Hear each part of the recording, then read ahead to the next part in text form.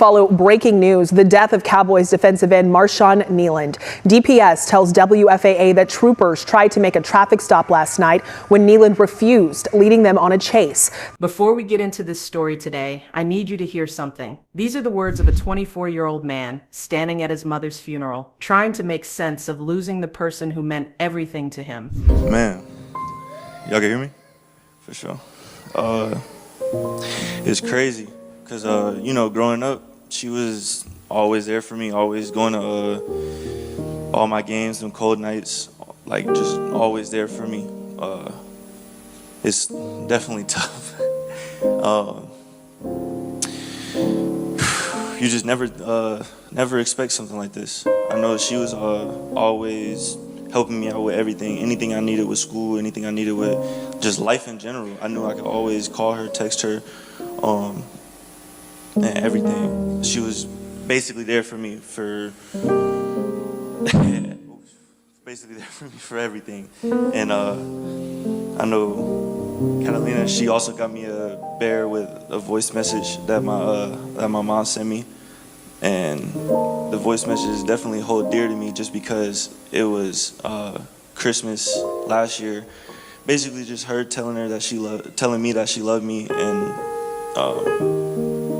just letting me know that she was gonna be there for me, like regardless what happened, everything. And it was really just stand out because, I listened to that because for this situation, it kind of resonates as if she's still here, as if she's still on the other side of the phone talking to me.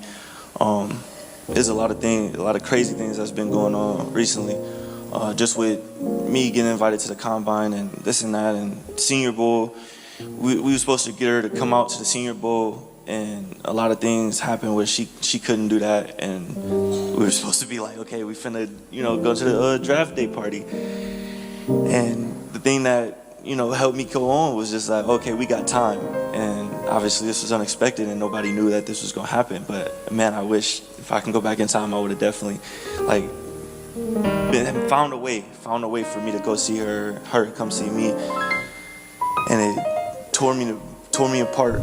Got time. That's what he told himself. That's what so many of us tell ourselves when we're grieving, when we're overwhelmed, when we think we can push through just a little bit longer.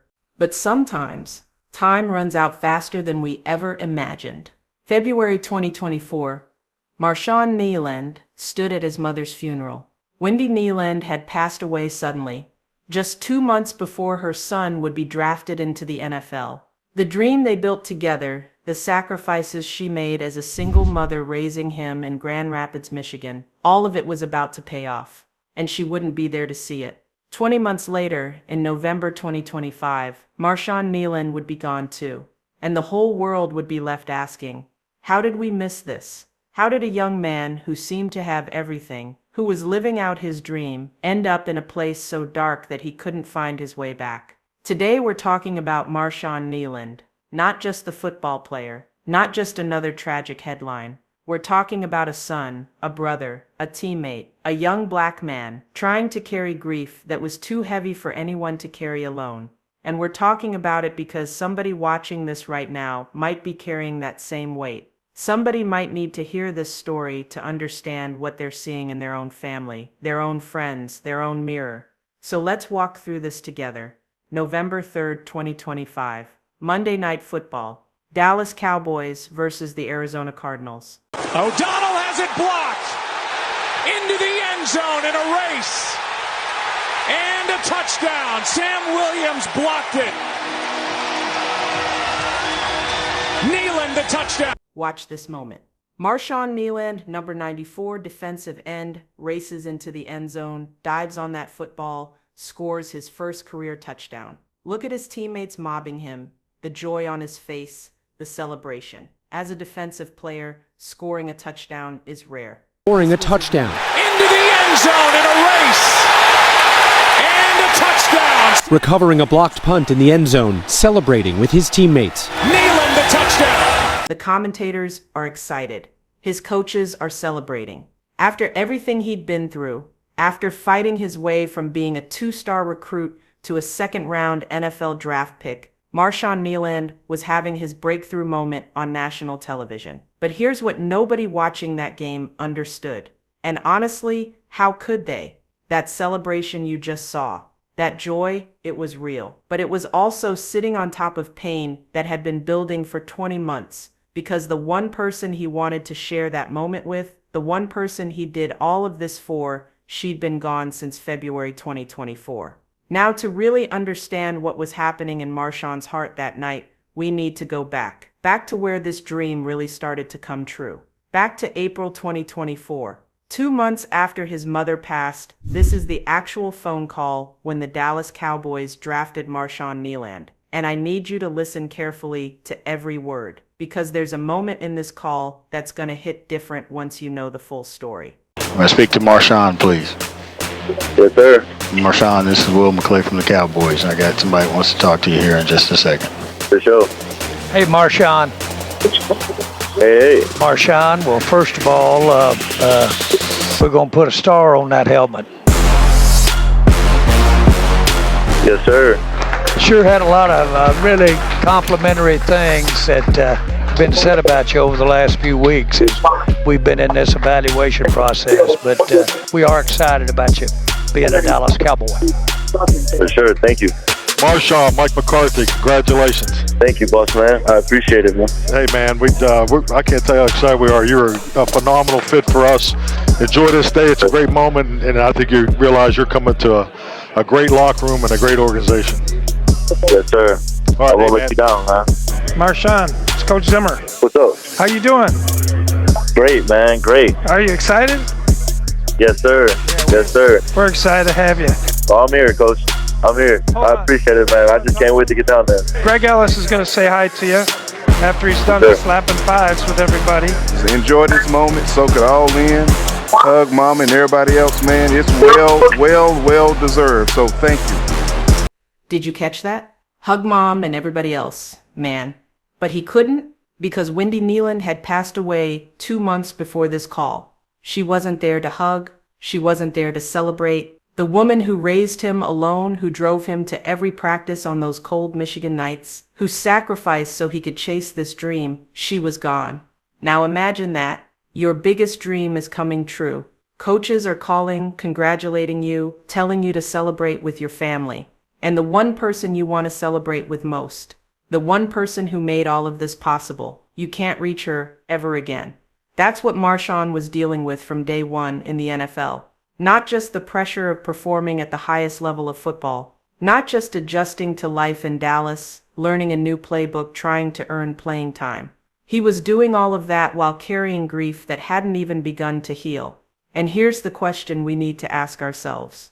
When somebody achieves something huge while they're grieving, do we assume they're okay because they're succeeding? Do we think success is the cure for pain? Because that's not how grief works.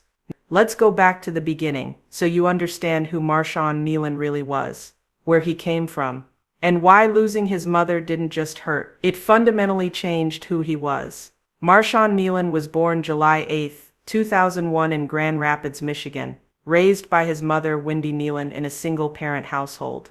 Now, Wendy wasn't just his mother. From everything we know about their relationship, she was his best friend, his biggest supporter, his motivation for everything he did. Marshawn played football at Godwin Heights High School in Wyoming, Michigan. He was a two-way player, excelling on both offense and defense. But he wasn't heavily recruited. He was a two-star prospect. In the world of college football recruiting, that means most big schools weren't paying attention to him. He didn't have Division I offers flooding in. He had to prove himself. So he stayed close to home and went to Western Michigan University. And that's where Marshawn Kneeland started to show people what he was really made of. During his time at Western Michigan, he recorded 149 tackles and 12.5 sacks across 4 years. By his senior year in 2023, he had 57 tackles, 7 tackles for loss, and 4.5 sacks. He earned second-team All-Conference honors in the Mid-American Conference. He won the Ted Hendricks Award for Best Defensive End in the nation at his level. Marshawn was making a name for himself. NFL scouts were starting to notice. And through all of it, his mother was there. Every step, every game she could make it to, cheering for her son. Then February 18, 2024. everything changed. Marshawn was preparing for the NFL Scouting Combine. This is the event where college players work out in front of every NFL team, trying to prove they belong in the league. It's intense. It's stressful. Your entire future can be determined by how you perform over a few days. Marshawn was focused, training, getting ready for his moment. And then he got the call. His mother, Wendy Kneeland, had passed away suddenly. She had been dealing with an undisclosed illness, but her death was unexpected. She was gone.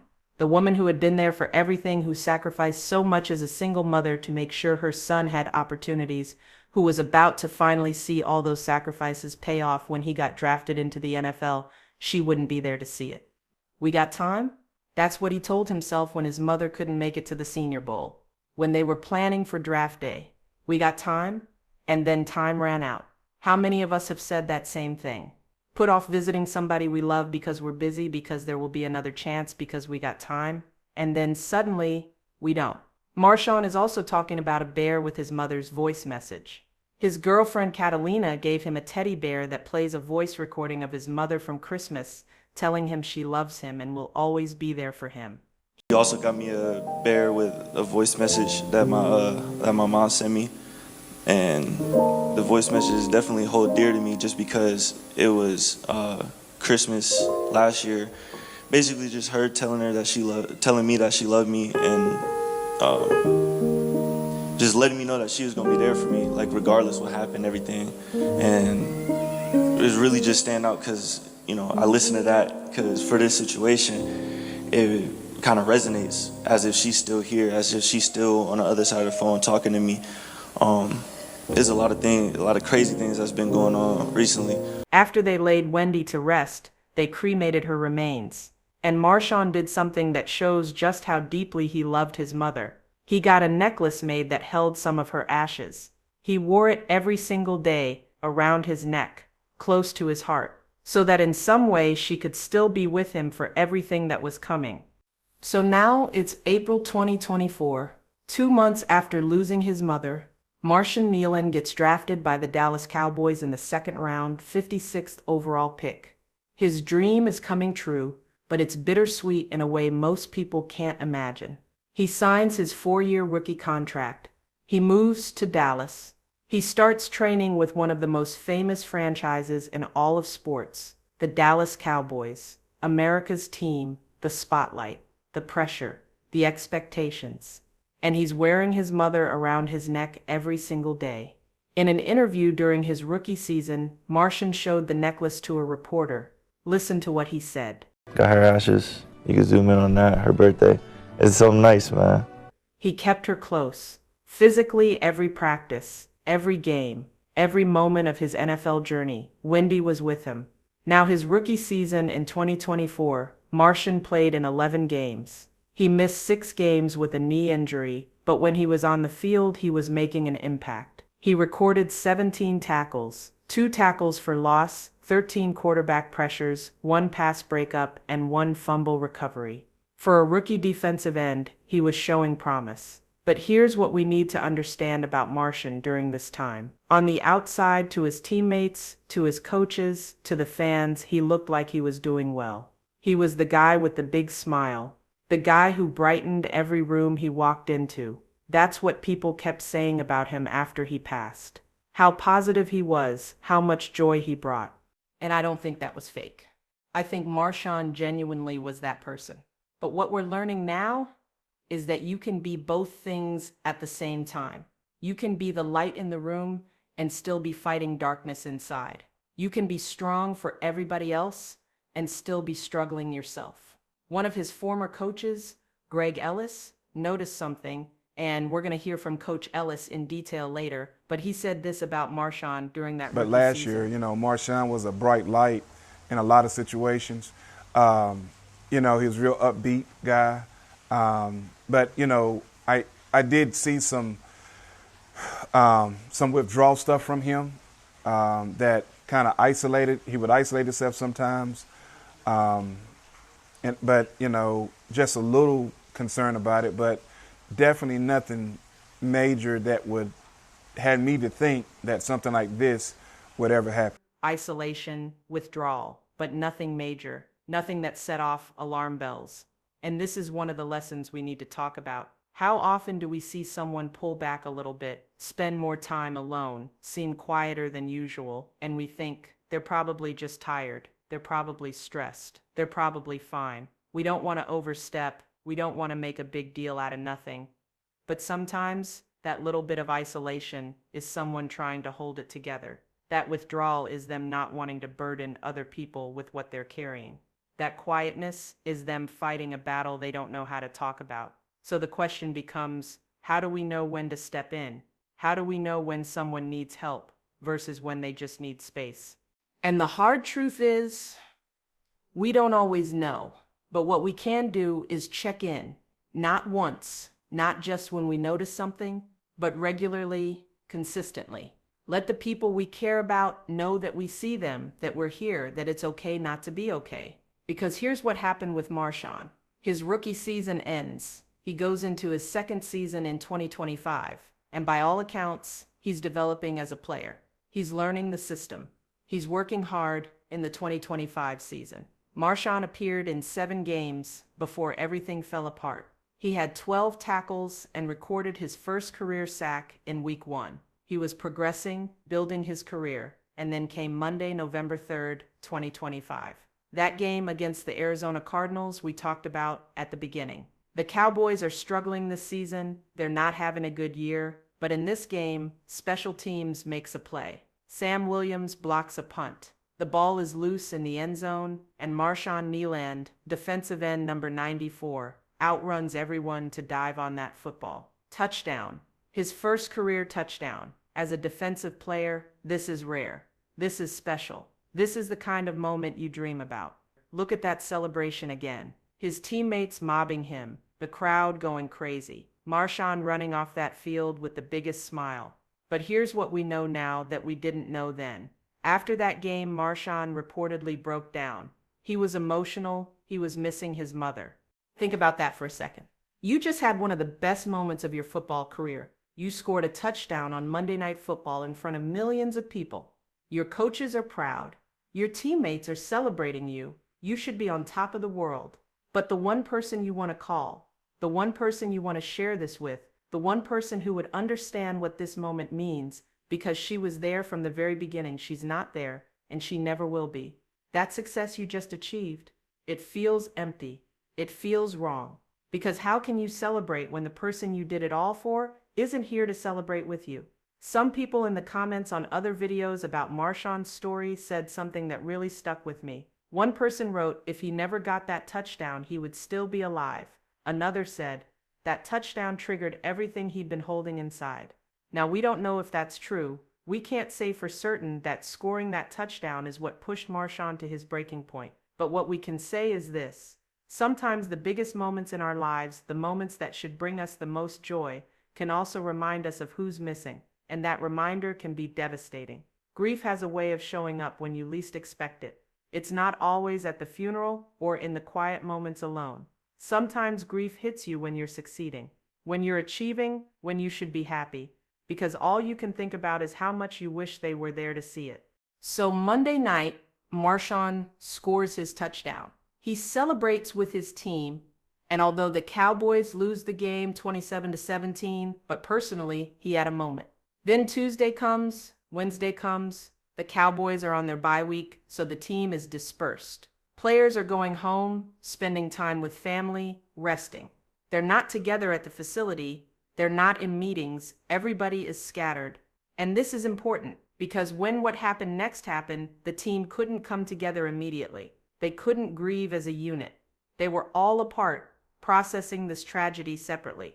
Wednesday night, November 5th, 2025, around 10:33 p.m., Texas Department of Public Safety troopers attempted to stop a vehicle for a traffic violation near Frisco, Texas.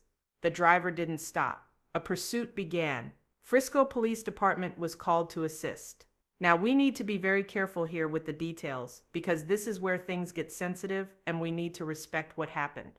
What we know is this: authorities lost sight of the vehicle during the pursuit. Minutes later, they found the vehicle crashed on Dallas Parkway near Warren Parkway. The driver had left the scene on foot. Police established a perimeter. They began searching the area with K9 units and drones. And while this search was happening, they were getting information that made this a crisis situation. We're talking to the girlfriend. She's trying to call his agent, but we're trying to get him to call him first. But she's saying he is armed and has a history of mental illness, and her quote was, "He will end it all." Good copy. You probably run back to the car to get the gun. If she calls him, we'll let you know. Good copy. 115 to 40. Just wanted to give you a heads up. It shows that the widest on that stormwater drain is 21 inches, and then it drops down to 6 inches and 8. Perfect. Yeah, we're looking at about a 2-foot wide hole right now. We're going to open door at 600 Apogee. Them anymore? 10-4. They've stated that their vehicle is no longer following them. However, they're still driving. We're trying to get them to stop at Branch Grocery, but they're refusing to stop. They're stating that they're on 982. They're going to be put through to 130. Can you switch me back to my stop so I can finish that up, please? Of course, sir. Think about what was happening in those moments. His girlfriend, Catalina, is on the phone with police. She's terrified. She's telling them he has a history of struggling with his mental health. She's saying he's going to end it all. She's trying to reach his agent, trying to get anybody who might be able to talk to him, to reach him, to help. His family is getting text messages, a group text, saying goodbye. The NFL is calling the police department. This is an active crisis involving one of their players. And somewhere out there in Frisco, Texas, Marshawn Kneeland is alone, in pain, overwhelmed, feeling like there's no other way out. Plano police had also responded to a welfare check at his residence at 11:40 p.m., but he wasn't there. Authorities searched for hours, using every resource they had, trying to find him, trying to help him. And then around 1:30 a.m. on Thursday morning, November 6, 2025, Marshawn Kneeland was found. He had passed away. He was 24 years old. Please stand now and join us in a moment of silence as we remember his life.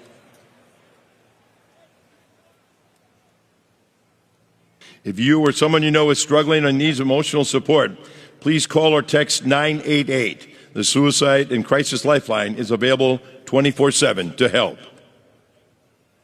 The Collin County Medical Examiner's Office would later confirm the cause of death, but what matters most is this. A young man who had his whole life ahead of him, who had worked so hard to achieve his dreams, who was loved by so many people, felt like he couldn't hold on anymore. Thursday morning, the Dallas Cowboys released a statement. It is with extreme sadness that the Dallas Cowboys share that Marshawn Kneeland tragically passed away this morning. Marshawn was a beloved teammate and member of our organization. Our thoughts and prayers regarding Marshawn are with his girlfriend Catalina and his family. The NFL released their own statement saying they were deeply saddened and had offered support and counseling resources to the Cowboys organization. I want us to focus on 3 groups of people who are living with this tragedy in ways most of us can't fully understand. First, his girlfriend, Catalina. According to reports, she's pregnant with Marshawn's child. She tried to get him help that night. She called the police. She was doing everything she could. And now she has to live with this loss while preparing to bring their child into the world. A child who will never meet their father. Can you imagine that? Being pregnant, losing the father of your baby, and also carrying the weight of wondering if there was anything else you could have done. According to some reports, Catalina has gone into a shell. She hasn't been contacted by certain people. She's processing this in her own way, away from the public eye. Second, his father Sean and his 3 siblings. His family, the people who grew up with him, who knew him before the football, before the fame. They're grieving their son, their brother, but the person I keep thinking about is his sister. Think about what she's been through. February 2024, she loses her mother. November 2025, she loses her brother. In less than 2 years, this young woman has lost the 2 people who were likely the foundation of her family. Her mother is gone, her brother is gone, and while the world is mourning an NFL player, she's mourning her family. Her whole life has been shattered twice in 20 months. When people talk about the ripple effects of tragedy, this is what they mean. It's not just the person who passes away, it's everyone left behind. everyone who has to figure out how to keep living when their world has been torn apart. So if you're watching this and you're thinking about Marshawn Kneeland's story, I need you to also think about his sister. Think about Catalina. Think about his father. Think about his teammates, who are going to have to walk into that locker room and see his empty stall, number 94, and know he's never coming back. The question everyone keeps asking: how did nobody see this coming? How did a young man who seemed so full of life, who was succeeding in his career, who had people around him all the time, end up in such a dark place? And to help us understand that, I want you to hear from someone who knew Marshawn personally. Someone who coached him during his rookie season. Someone who loved him like a son. Greg Ellis, former Dallas Cowboys defensive end, Cowboys legend. He was on the coaching staff in 2024 when Marshawn was drafted. And he was actually the coach who fought the hardest to get Marshawn to Dallas in the first place. After Marshawn passed, Greg Ellis did an interview. And I need you to listen to this whole conversation because it's going to help us understand not just who Marshawn was, but what people around him were seeing, what they were thinking, and what they wish they had done differently.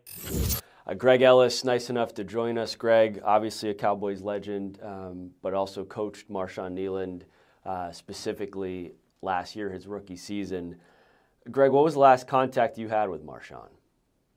It was actually September the 3rd, to kick off the season, man. I texted him and told him that, he's ready for this year. Told him to keep his hands up because I'm a big hands guy, and told him to, make sure he wrap up the ball carrier.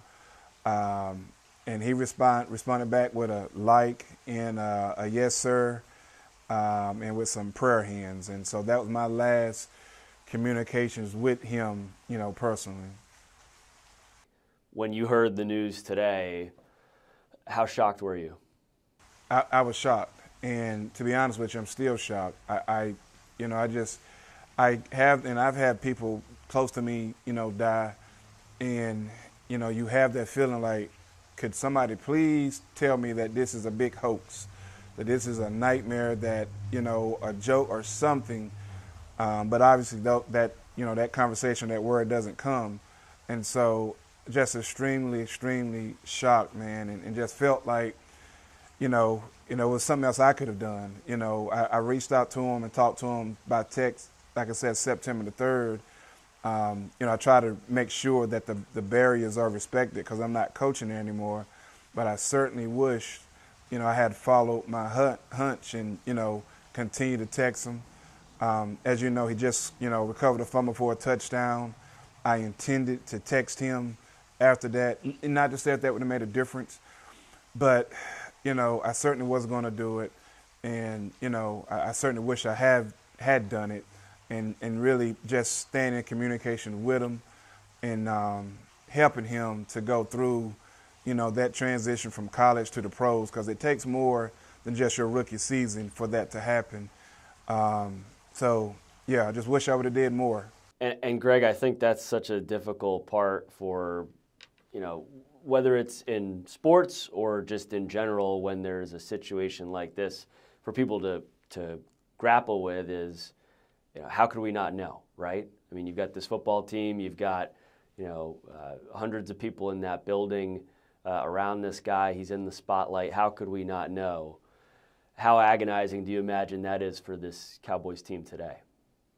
I think it's tough for a lot of people. I mean, imagine me. I'm not over there. I hadn't been over there this entire season. And, I mean, see how I feel. So imagine for the people who are over there every day. And, you feel like, what could I have done different to help Marshawn? Because you're talking about a split-second decision.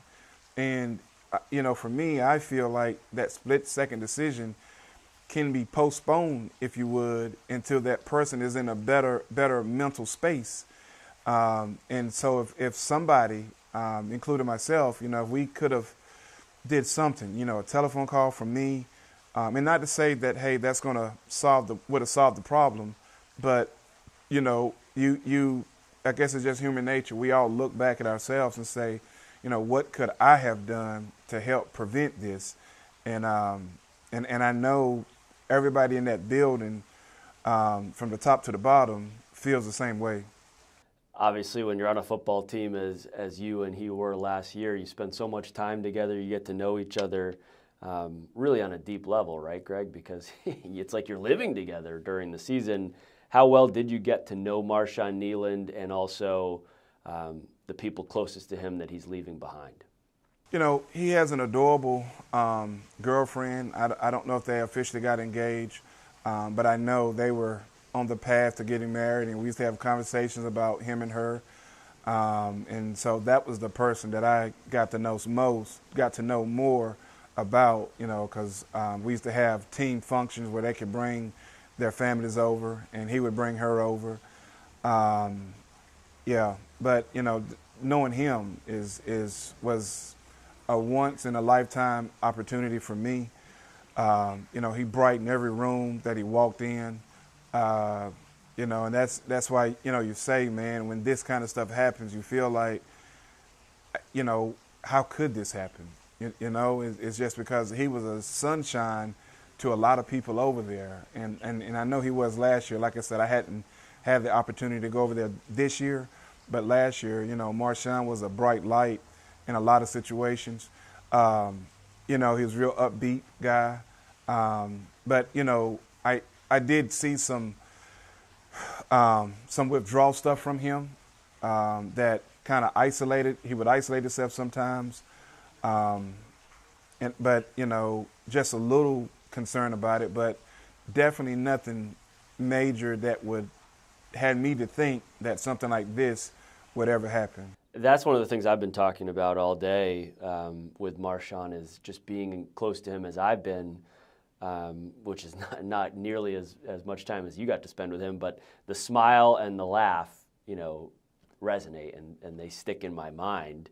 And I was fortunate enough during his first training camp to sit down with him out in Oxnard, and we talked about Wendy, his mother, passing away, and how he had the strength and perseverance to that same month continue on with the combine. How much did you get an opportunity to learn a little bit more about the backstory with Wendy and what she meant to him, and if there was, I'm sure, an ongoing grief and struggle to cope with that loss?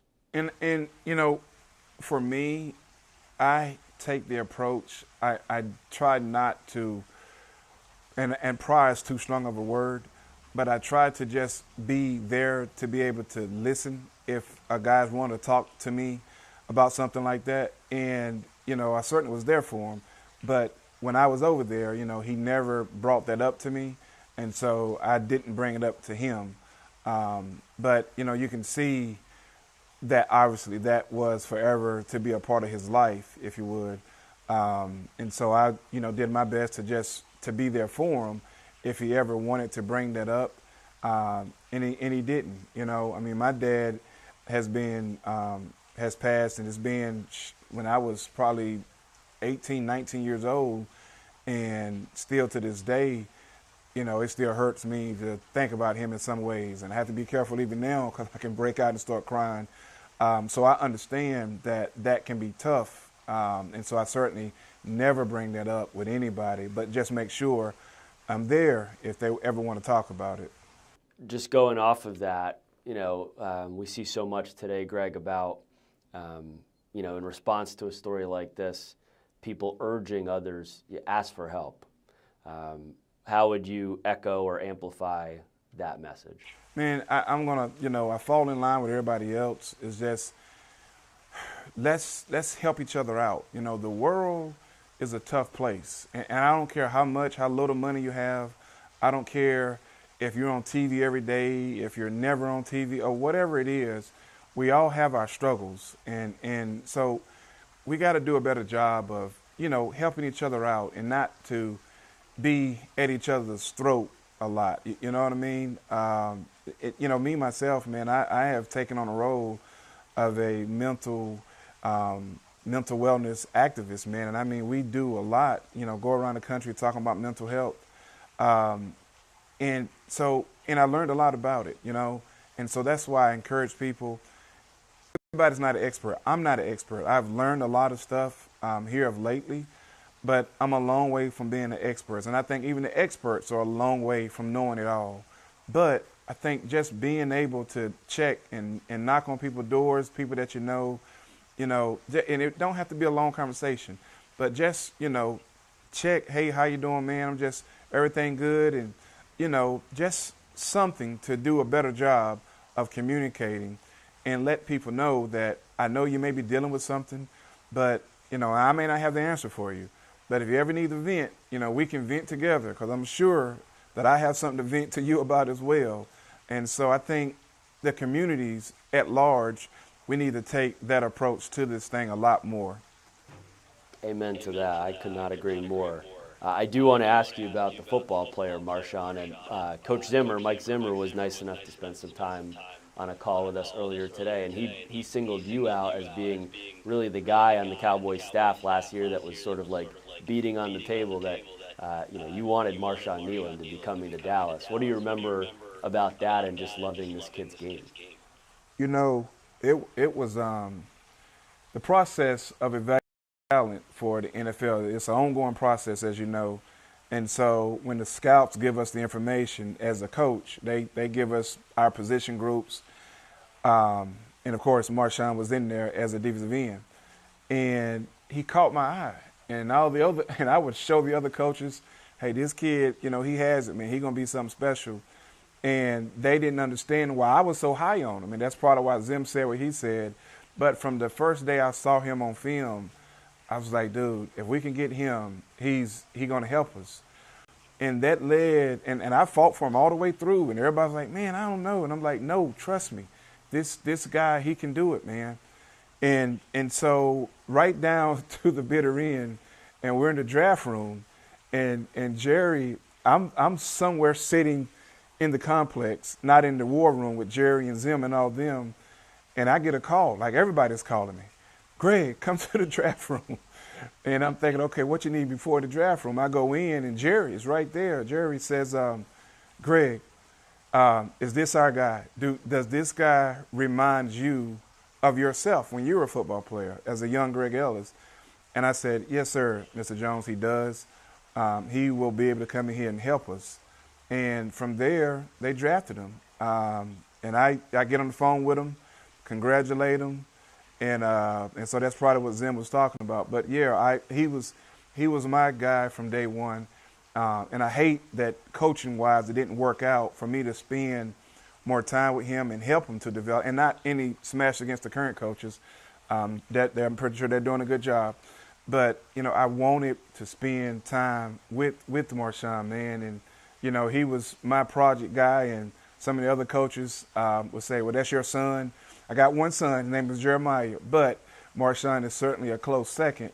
And I just wish, I had at least another year with him, working with him, and not just as a football player, but just to help coach him through that transition of what it's like being an NFL football player, especially in this big market as the Dallas Cowboys. The grieving process will never end for many people who loved Marshawn, and yet here's this football team. They're still going to play the game in Vegas, I imagine, a week from Monday, and they have to find some way to strap it up and keep playing, right? What do you imagine? And it's harder, I think, even with this story that it happens on this bye week. The team cannot literally come together and grieve together in this moment today. What do you imagine the conversations are like right now amongst these players? Well, I think you hit it on the head. Some people may say, well, it's good they're not there. They got a bye week. And I understand why a person would say that, because they do have more time to let it digest. But the tough thing about it is, people don't know when you have a bye week, you have to get some debriefing time. And so guys tend to separate and go home and go to different places. And so the team is not together right now. I think this is a time that they definitely need to be together, proximity-wise, physically together, not just phone calls, Zooms, and all that stuff. They need to be proximity close together in the same meeting room, talking about this. But that's not going to happen right now because, they're on the bye week. And so I do think it's going to spill over more into next week, the following week when they all come back and get around each other. And because here's the thing, it's going to be a serious shock. Now, it's a shock now, but it becomes a whole new thing, if you would. And even for myself, if I go to that locker room and I know where Marshawn locker is at, and you're going to see that 94 over there, and that's when it becomes, he ain't here no more. He ain't going to walk through that door. And that's pretty hard to deal with. I mean, that's everything. You know, the person that sit with him, share seats with him on the plane on the same row, the person that he rode with or took to the airport, all of that kind of stuff, man, has been, you know, subtracted from that organization. And obviously he's going to be missed. And I've just, if any Dallas Cowboy staff, coaches hear this, my message, you know, Marshawn definitely want you guys to continue to win as many games as you can win and be competitive and do your best out there. I know Marshawn wants that to happen, and I freaking hate it, man, that, you know, things happen this way for Marshawn. And, you know, just wish it was more that I personally, you know, could have done to reach out to him.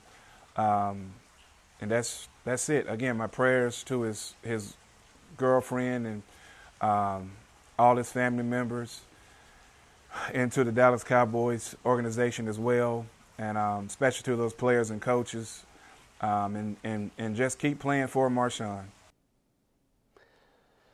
Oh, boy, yeah, it's an empty feeling, Greg, and what I can say is you're doing his memory honor by sharing as you have here, and really appreciate the time, and most of all, so sorry for your loss.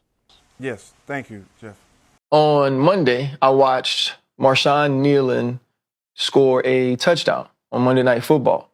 And today, we are mourning his death as an NFL family. To his family and loved ones and girlfriend, his teammates, to his coaches, my condolences, my prayers to you as you grieve and you mourn his loss. This is another reminder about the mental health struggles that so many people deal with. And mental health issues don't stop at the doors of the stadium. Because you can complete these amazing athletic feats, that doesn't fend off these struggles. The fastest player, the Lamar Jacksons, the Tyreek Hills, aren't fast enough to outrun these struggles. The best of quarterbacks, the Patrick Mahomes, the Josh Allen, can't throw these troubles far enough away. The most aggressive defenders, the Myles Garretts, the TJ Watts, the Micah Parsons, can't sack these things. These are issues that all people deal with, especially in this day and age, black men. The suicide rates of black men over the last 5 years have risen at an alarming rate. Among the suicides of African Americans, black men account for 80% of those. And now Marshawn Kneeland is a part of it. And it's not an age thing. I know so many times we point to the Dave Durisons, the Junior Seaus, and the Rudy Johnsons for players who post-career deal with these issues and eventually take their lives. But what about Javon Belcher in Kansas City years ago? And then now Marshawn Kneeland, to add to something like we dealt with Kyron Lacy. These are sad and tragic situations that tell you to check on your people, that tell you even though we're smiling, even though we're working, even though we seem to have it all, there could be an internal fight. There could be demons that linger that eventually rear their heads in tragic and devastating ways. Marshawn Kneeland, you will be missed. To all the people who will continue to mourn and continue to grieve, we send our prayers, we send our blessings, and we send our condolences. Cowboys defensive end Marshawn Kneeland tragically died this morning. We don't know the cause of death, but I'm reminded that these NFL players, these athletes, these celebrities are humans, just like you and I. Tell someone you love them today. Stop. Send that text. When you think of that person and you're like, do I need to send them that text? Yeah, send it. Let them know you appreciate them. Let them know you're proud of them. Let them know you can't imagine life without them. Let them know you love them. Tell that person just how valuable they are to you, because you don't know how many more opportunities you'll have to say those words. This life isn't promised. Show up for people. Show out for people. Celebrate people. Celebrate people. Rest in peace. Rest in paradise. Marshawn Kneeland. Marshawn Kneeland was 24 years old. He was somebody's son, somebody's brother, somebody's boyfriend, somebody's teammate, somebody's friend. He was loved, he was talented. He was kind, he was the sunshine in every room, and he's gone. But maybe if we learn from this, if we do better, if we change how we show up for each other, maybe the next person who's struggling won't feel so alone. Maybe the next person who's carrying unbearable grief will reach out for help. Maybe the next person who's in that dark place will choose to stay. Rest in peace, Marshawn Kneeland, and rest in peace, Wendy Kneeland. May you both be together now, free from pain, finally at peace. If you or someone you know is struggling or in crisis, help is available. Call or text 988 for the Suicide and Crisis Lifeline. You can also visit 988lifeline.org. You're not alone. Take care of yourselves. Take care of each other. And remember, it's okay to not be okay, but it's not okay to suffer in silence. Until next time.